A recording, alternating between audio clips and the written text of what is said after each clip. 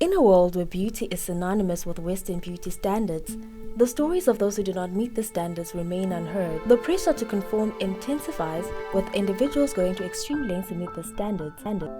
For people of color, this conformity comes at a high price, thus exerting a mental and physical toll.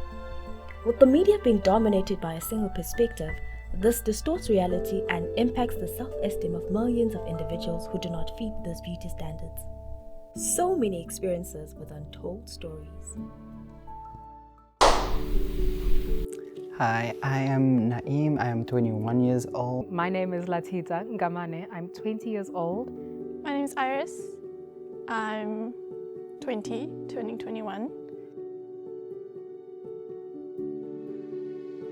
Well, typically when I think of beauty, I think of a person, like a woman, like a friend of mine or a celebrity or family member or just a random person I saw on the street. I think of appearances mostly, like people, and then just like scenery, like a sunset or nature.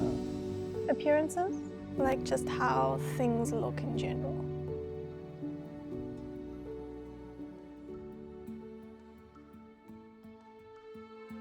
I think it's definitely influenced by the media, because I can remember even when I was younger, if I didn't look the way a specific celebrity looked like, even if I was 11 and the celebrity was 26, I'd still be like, oh damn, I wish I looked like her, even though you need 15 more years to catch up. In terms of physical attractiveness, I would say that it was largely influenced by media, like what we see on screen.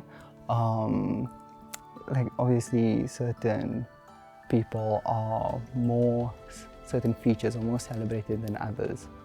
Yeah, I think beauty for me is influenced by everything around me, be it like what other people say or my initial impression of things.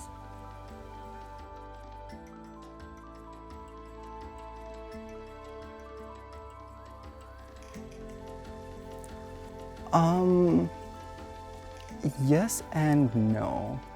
Like I would say no, because as a person of color, you have to put in so much more effort into your looks to be considered attractive, like as compared to like a white person and Eurocentric beauty standards. But also yes, because when you don't meet those standards, you eventually do find beauty in like yourself. You appreciate things deeper than what you see. I'd say it's not an advantage. In terms of ethnicity, I'm not pretty in my race. I have features that they don't always like. In my ethnicity, my eyes are too round in a sense, but then now that round eyes are popular, I guess it's not what it's looked for. My ears are too big, but then that's also not what they look for. So it's kind of reversed over a few years. In my ethnicity, I'd also be called fat. Yeah.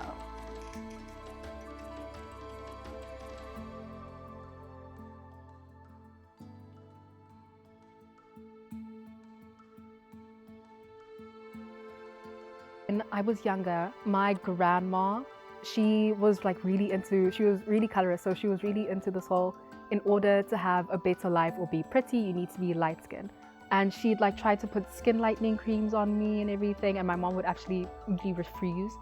And when I was younger, I wouldn't take pictures of myself unless I really liked the way I looked, which is like, okay, yeah, you only want to take pictures of yourself when you think that you look really good. However, if I thought, oh no, I look too fat like this, or oh no, I look ugly, I wouldn't take pictures at all. So I don't have many pictures of myself from primary school or early high school because of that specific reason. In the colored community, like straight hair is like considered very beautiful. So growing up, sometimes my mom would actually like relax my hair. And like at that age, you don't really have much of a say in it. And it does like stay with you, because now you're literally like changing yourself. And yeah, but you do grow out of it. And now, like my hair is short now, so you can't really see, but now I do grow out my curls and stuff. And yeah. In terms of media, I'll say that there's a lot of pressure to look beautiful, but then because of like different beauty standards, I also don't know where to look, in a sense that I've kind of lost myself between my identity and my ethnicity, because there's that pressure to keep beauty standards on both sides. So when I go home, people are like, oh, you've gained weight, you should eat less, you know. But then like when I get here, people are like, oh, why don't you have like smaller eyes? Where's your long hair? So. I would tell my younger self that beauty is in everything, you just need to see it. And that it is not limited to appearances. That it just doesn't matter because no matter what you do, you're just never going to be pretty enough. So might as well be what makes you happy rather than what makes other people happy.